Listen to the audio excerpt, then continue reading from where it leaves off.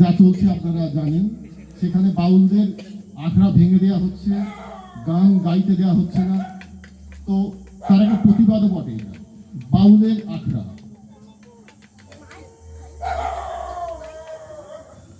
তোমরাই তাকে ফেলে এসেছিলে পথের আগুন, লোকে হেঁটে যেত মারিয়ে মারিয়ে চরম হেলায়। সে কি তোমাদের চোখের আলোর আড়াল ছিল? সে কি তোমাদের মহার ঘেয়ে ভাগ বসিয়েছিল? জব্বায় তার কোনো কালে কোনো পকেট ছিল না, ফলে যতটুকু কুড়োতো সেসব পথেই ছড়াতো। ছিল গুটিকয় নীলকণ্ঠের পুরনো পালক, পরম আদরে নিশানের মতো চুলে গুঁজে নিত। তারপর বীজ নিজেই যেমন পাতা দুটি খোলে, শিকড় চারায় অন্ধ গহন রসের নাগালে, সে ঠিক তেমন ঋজু হয়ে ক্রমে সমূহ মেলল। ভাবনি তোমরা হাওয়া আটকাবে সেই ছেঁড়া পালে।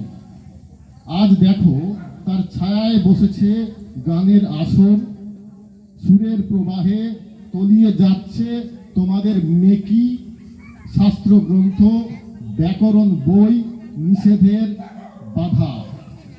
কত বাহাদুর তোমরা হে তাকে আটকাও দেখি।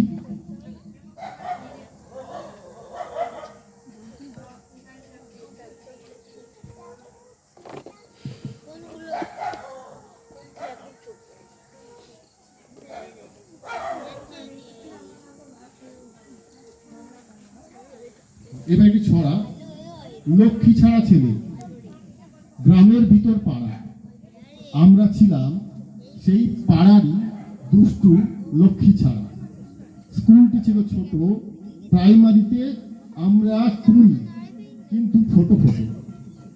কাছেই অশোকতলা, শুকনো পাতা, ঝাঁটিয়ে দোকান, পাত্র ঘুগনিওয়ালা।